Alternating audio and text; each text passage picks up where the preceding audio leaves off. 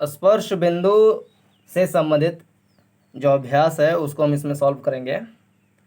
ये सत्य असत्य कथन को आपको छांटना है और अपनी अभ्यास पुस्तिका पर अलग अलग करके लिखना है। You have to write the true और false statement in your notebook.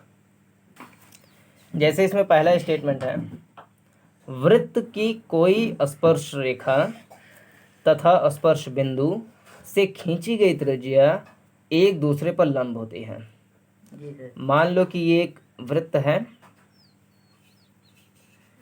इस वृत्त की कोई स्पर्श रेखा, ये स्पर्श बिंदु है, मान लो इधर से एक स्पर्श रेखा से जा रही है, तथा स्पर्श बिंदु, ये स्पर्श रेखा है तथा ये स्पर्श बिंदु है।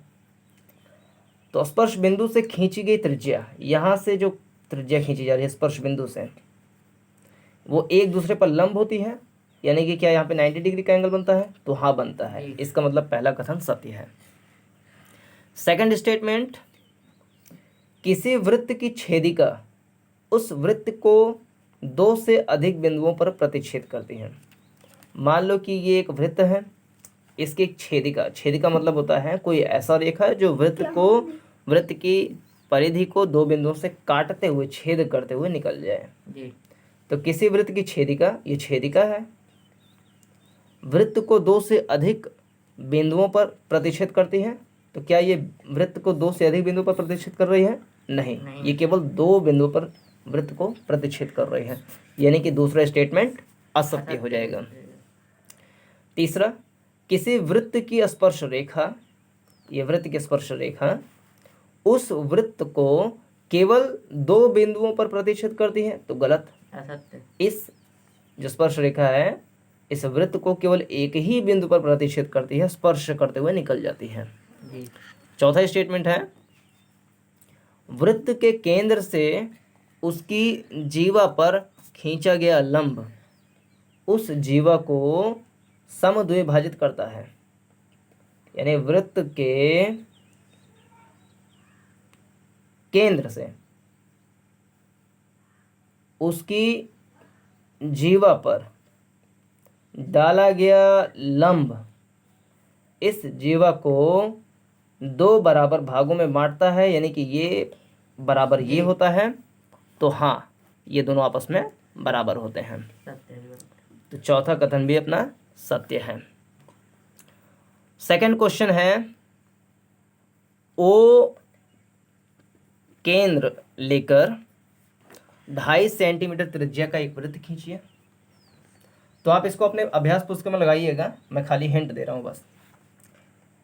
एक ओ केंद्र लेकर 2.5 सेंटीमीटर त्रिज्या का एक वृत्त खींचिए, यानी कि अपने गोला प्रकार से 2.5 सेंटीमीटर त्रिज्या मापना है, उसके बाद एक वृत्त की रचना करना है। तो वृत्त की रचना करने के बाद इस वृत्त पर एक बिंदु P लीजिए। यहां पर मान लो एक बिंदु हमने P ले लिया, इस बिंदु का नाम ले लिया P।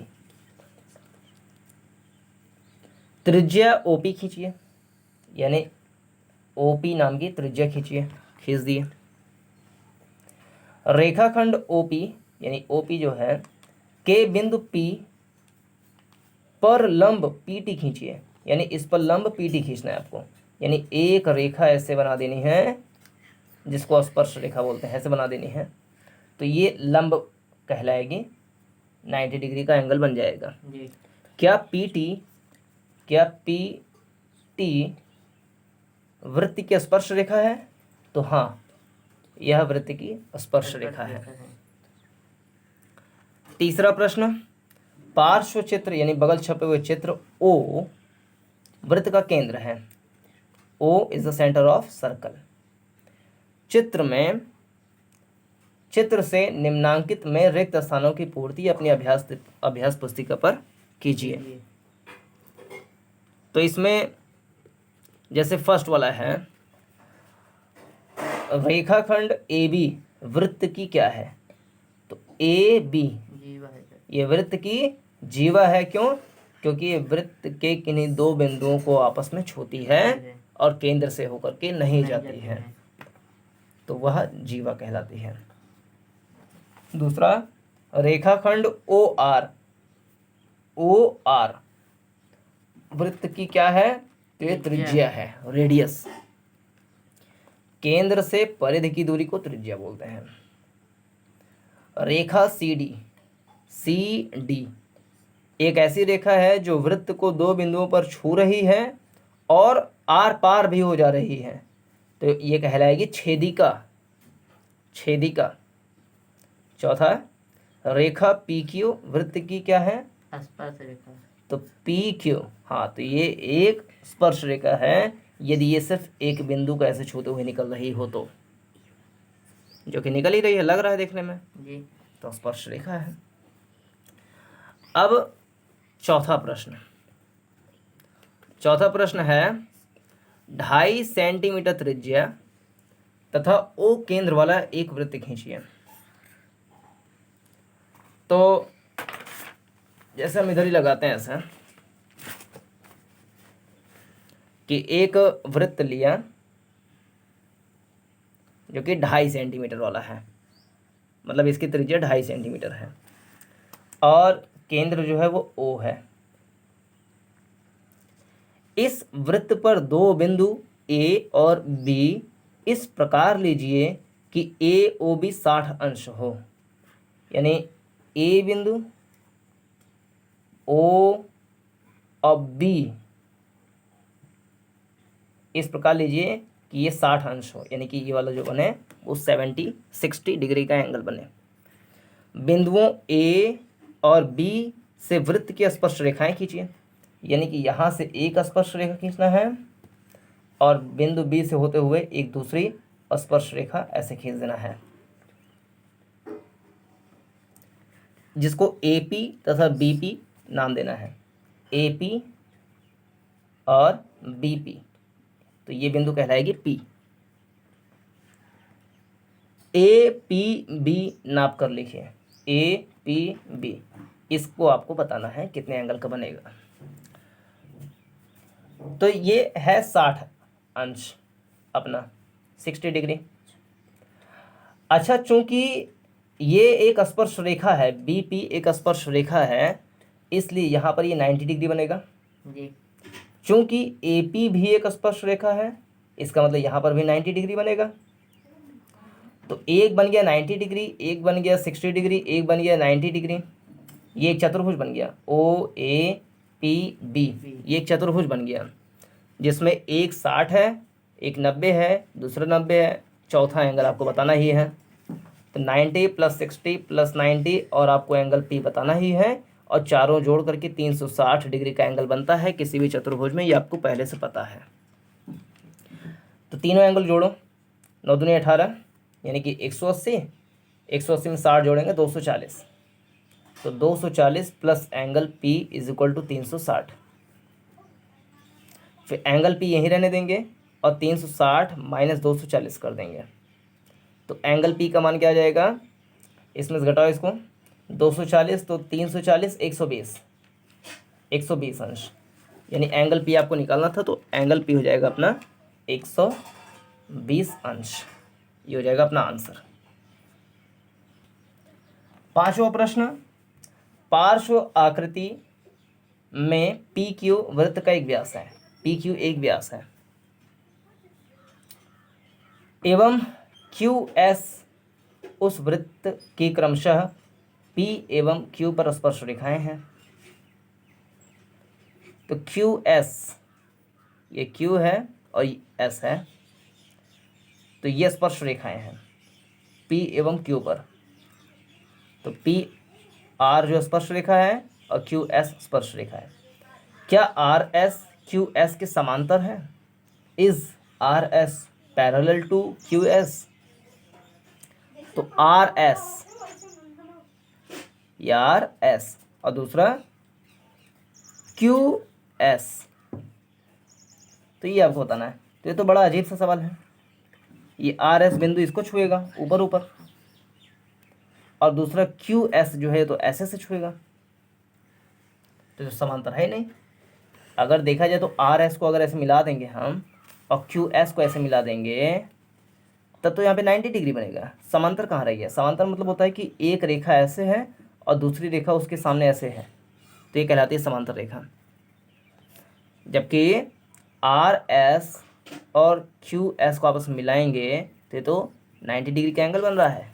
मतलब कि एक दूसरे के समांतर नहीं है, बल्कि आर एस लंब है क्यू एस पर। इस प्रकार से होना चाहिए था। तो ये कंप्लीट हो गया पांचवा। अब आखिरी प्रश्न है, छठा प्रश्न है, पार्श्व आकृति में केंद्र O वाले दो संकेंद्रीय वृत्त। संकेंद्रीय वृत्त मतलब होता है कि केंद्र एक ही होता है, लेकिन उसी केंद्र को आधार बना करके, केंद्र बिंदु बना करके एक सर्कल या एक से ज़्यादा सर्कल को खींचा जाता है। जैसे केंद्र यही है, लेकिन इसी केंद्र पे नोक रख करके ये सर्कल खींचा गया, इसी केंद्र पर नोक रख करके दूसरा सर्कल खींचा गया, तो इसको बोलते हैं संकेंद्रीय सर्कल या संकेंद्रीय वृत्त। तो इसमें ब्रैकेट में लिखा हुआ है, देखो, दोनों वृत्तों का एक ही केंद्र O है। बड़े वृत्त की, बड़ा वृत्त माने ये जो बड़ा वाला वृत्त है, बड़े वृत्त की एक जीवा AB, ये अगर बड़ा वाला वृत्त देखें तो AB जो है उसके लिए जीवा है जी, लेकिन यही छोटे वाले वृत्त के लिए स्पर्श रेखा है। अगर AB को देखें तो बड़े वृत्त के लिए जीवा है, जबकि छोटे वृत्त के लिए स्पर्श रेखा है।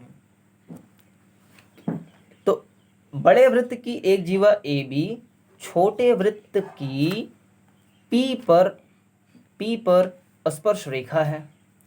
क्या यह कहा सत्य होगा कि AB बिंदु P पर समद्विभाजित करती है?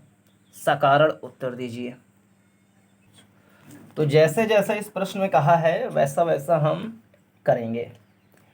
एक संकेंद्रीय वृत्त खींच रहे हैं, यानी कि एक ही केंद्र से दो वृत्त। ये एक वृत्त हो गया इस केंद्र से, और इसी केंद्र से हमने दूसरा वृत्त भी खींच लिया, थोड़ा सा टेढ़ा मेढ़ा। दोनों वृत्तों का एक ही केंद्र O है।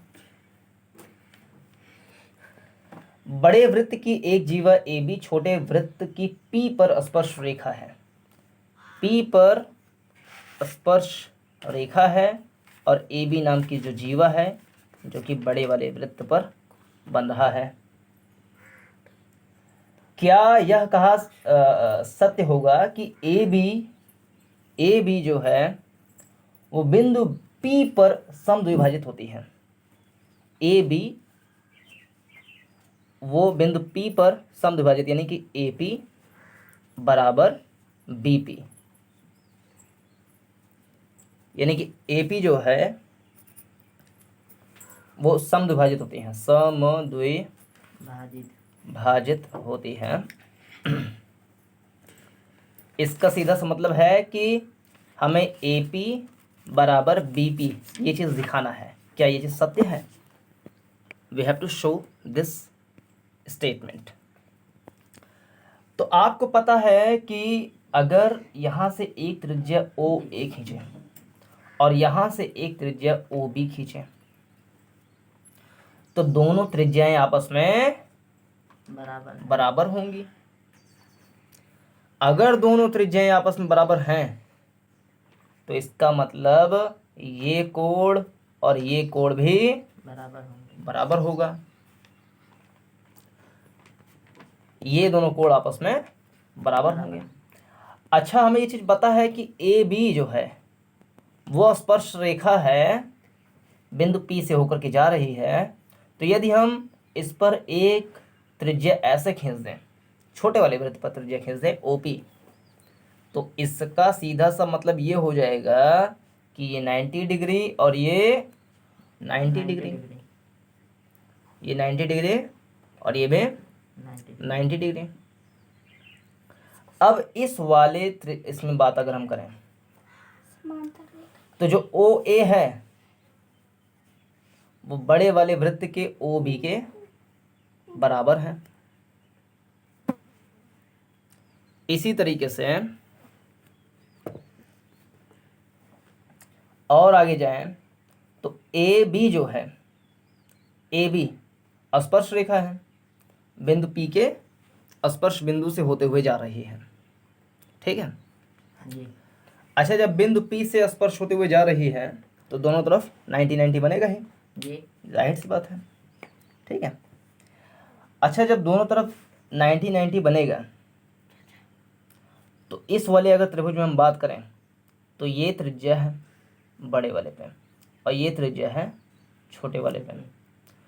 तो ये जो लाइन है वो इस लाइन के भी बराबर होगी। ये दोनों लाइनें आपस में बराबर होगी। यही चीज़ हमको दिखाना था। इसमें बहुत ज़्यादा रॉकेट साइंस नहीं है, ये सिद्ध है पहले से ही।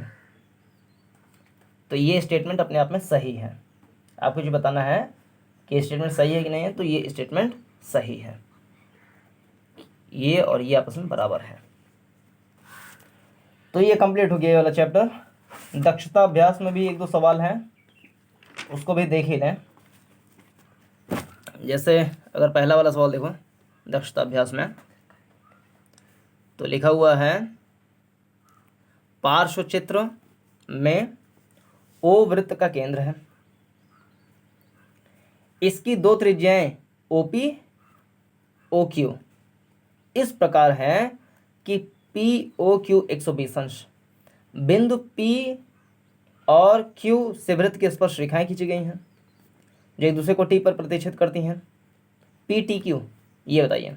तो देखो ये 90 होगा क्योंकि ये स्पर्श रेखा है, स्पर्श रेखा पर डाला गया त्रिज्या लंब होता है। इसी प्रकार से भी 90 होगा, ये 90 और ये 120, इन तीनों को जोड़ो तो 90 दूनी 180, 180 में 120 जोड़ेंगे तो 280 300।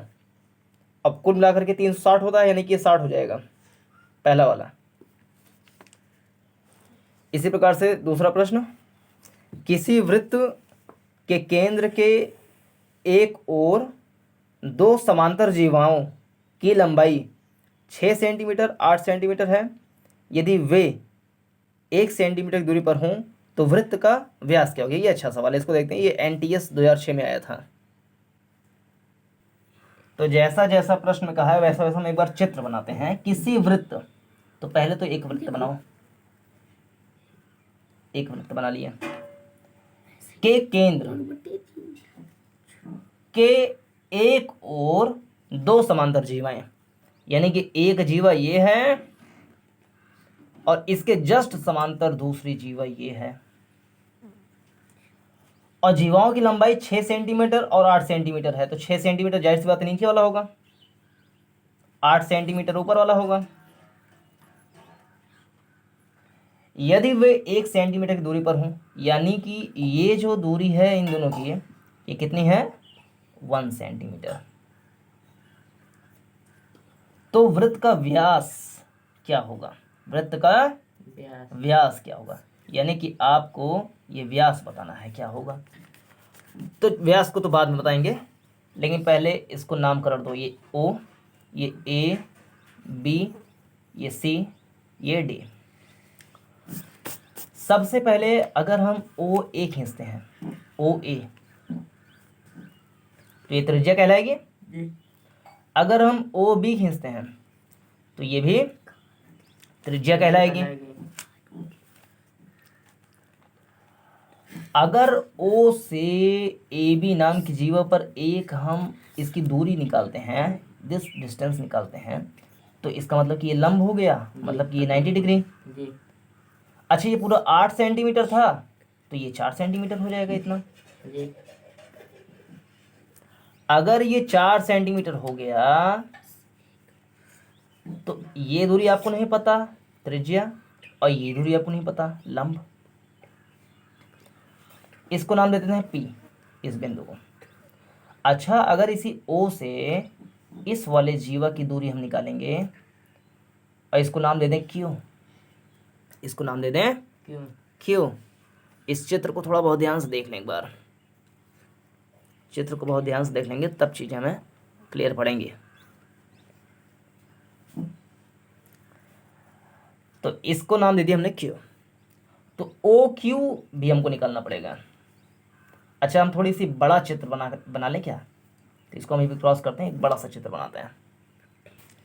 तो एक हम बड़ा सा, भाई माफ़ कीजिएगा, हमने दोबारा से कर रहे हैं ताकि आपको एकदम साफ साफ दिखाई दे, चीज़ें समझ के आए बाहर। ये हमने एक बड़ा सा वृत्त खींच लिया है। अब इस बड़े से वृत्त में एक हमने केंद्र माना ओ केंद्र माना।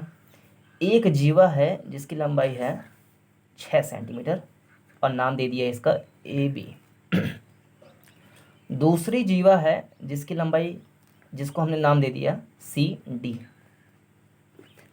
और ये AB बराबर, हम यहाँ पर लिख लेते हैं आराम से, AB बराबर 6 सेंटीमीटर है और CD बराबर 8 सेंटीमीटर है, क्योंकि उसमें कह रहा है कि दोनों जीवाएं जो है वो 6 सेंटीमीटर 8 सेंटीमीटर की है।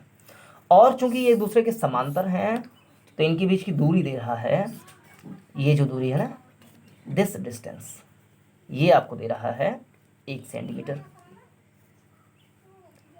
ठीक है, आपको इसमें व्यास बताना है, लेकिन सबसे पहले इसमें हम कुछ प्रयोग करेंगे। जैसे O से अगर हम C पर ऐसे त्रिज्या खींचें, अच्छी बात है, खींच दिए। फिर अगर O से इस पर लंब डालें तो इसको नाम दे दिए P, इसको नाम दे दिए P। अच्छा, अगर OP की लंबाई हमको नहीं पता और ना ही OC की लंबाई यानी त्रिज्या की लंबाई पता है, इस लंब की लंबाई नहीं पता, इस त्रिज्या की लंबाई नहीं पता, लेकिन ये CP की लंबाई हमें पता है। चूंकि ये पूरा का पूरा CD जो है 8 सेंटीमीटर है, इसलिए CP जो होगा, CP वो 4 सेंटीमीटर हो जाएगा। यानी ये डिस्टेंस हमें पता है 4 सेंटीमीटर, ये छोटा वाला, ये है 4 सेंटीमीटर।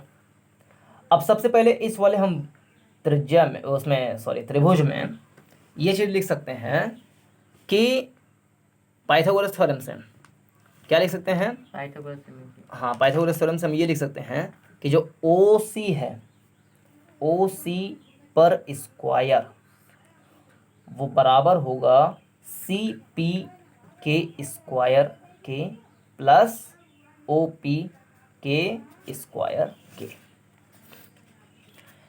अब OC हमको नहीं पता, ये R है, R फॉर रेडियस, तो हम OC के स्थान पर R लिखना ज़्यादा उचित समझ रहे हैं अभी, ताकि आगे आसानी रहे।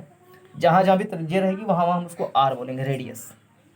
यानी OC ना लिख करके हम R का स्क्वायर लिख दिए, बराबर CP देखो हमें पता है 4 सेंटीमीटर, चूँकि ये पूरा 8 है तो ये 4 होगा, तो 4 का स्क्वायर प्लस OP यानी कि ये लंब हमें नहीं पता है तो OP का स्क्वायर लिख लिया। तो R स्क्वायर बराबर 4 चौक 16 प्लस OP का स्क्वायर, इसको बना लिया समीकरण 1। अब इसी वाले वृत्त में हम दूसरा प्रयोग करेंगे, और दूसरा प्रयोग क्या करेंगे कि O से A, क्या ये त्रिज्या नहीं होगी? O से A, O से A भी त्रिज्या होगी, O से A भी त्रिज्या होगी, और O से Q तक लंब होगा जी। इस वाले लंब की लंबाई कितनी होगी? तो OP plus PQ, OP plus PQ, और इस वाले त्रिज्या की लंबाई क्या होगी? R। चूंकि रेडियस सभी जगह बराबर होते हैं एक ही वृत्त में, तो ये R है तो ये भी R होगा। और ये जो दूरी है, चूंकि ये पूरा पूरा 6 है, तो ये ऑटोमेटिक 3 सेंटीमीटर हो जाएगा, 3 सेंटीमीटर हो जाएगा। अब दूसरा हम प्रयोग करते हैं इसे वृत्त में आगे। वो प्रयोग कैसे है कि OA का स्क्वायर बराबर होगा AQ के स्क्वायर के प्लस OQ के स्क्वायर के।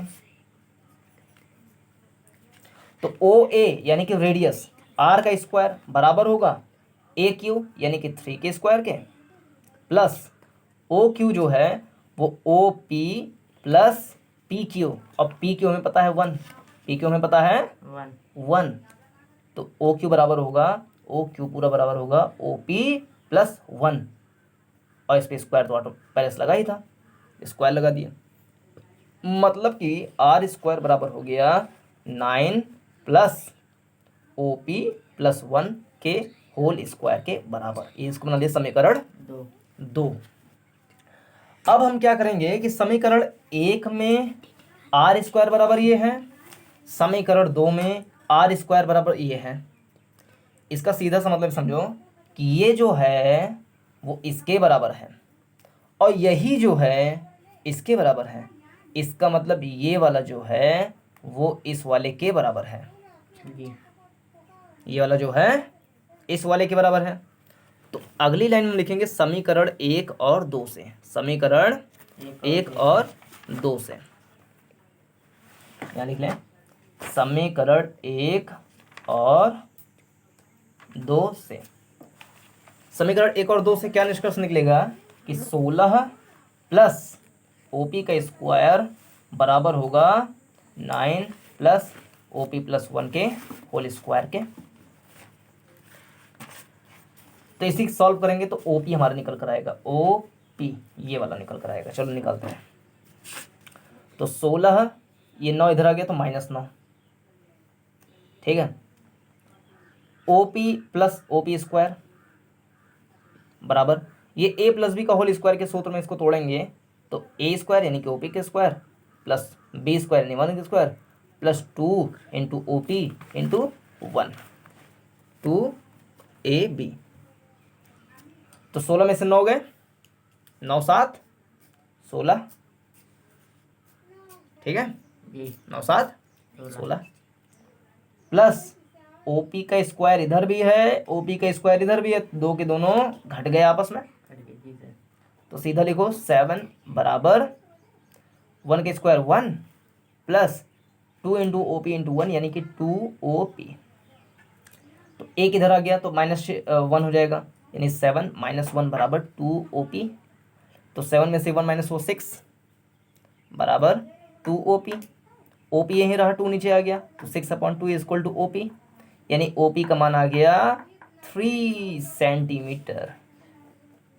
यानी OP जो है इस अगर चित्र में देखेंगे तो ये जो OP है वो आ जाएगा 3 सेंटीमीटर। लेकिन हमें निकालना क्या है, हमें निकालना है व्यास, हमें निकालना है व्यास। तो व्यास निकालने के लिए हमें इस वाले त्रिभुज में फिर से देखो, ये पता लग गया 4 है, ये पता लग गया 3 है, तुम R निकाल सकते हैं जी। तो फिर से यहीं पर हम करेंगे ऐसा कि R का स्क्वायर बराबर होगा 3 के स्क्वायर के प्लस 4 के स्क्वायर के, इस वाले त्रिभुज में कर रहे हैं। तो R स्क्वायर बराबर होगा 3 त्रिक 9 और 4 चौक 16, तो R स्क्वायर बराबर 25, R बराबर स्क्वायर रूट में 25, तो R बराबर 5 सेंटीमीटर। लेकिन हमें रेडियस तो पूछ नहीं रहा था प्रश्न में, हमें तो कह नहीं रहा कि रेडियस निकालो, हमें कह रहा है कि व्यास निकालो। तो वी नो दैट, हम जानते हैं कि जो डायमीटर होता है वो 2 गुणे रेडियस के बराबर होता है, यानी डायमीटर बराबर 2 गुणे रेडियस हमने निकाला 5, तो डायमीटर आ जाएगा 10 सेंटीमीटर आंसर। तो ये था पूरा इस प्रश्न का हल। तो यहाँ पर जाकर के पूरा का पूरा चैप्टर समाप्त हो जाता है। इसके आगे हम सांख्यिकी, स्टैटिस्टिक्स वाला चैप्टर है, माध्य, माध्यिका, बहुलक, तो इन सब को हम पढ़ेंगे, समझेंगे। तो इसमें इतना ही। पूरा देखने के लिए धन्यवाद। चैनल को सब्सक्राइब करके शेयर कीजिए साथियों के साथ। नमस्कार।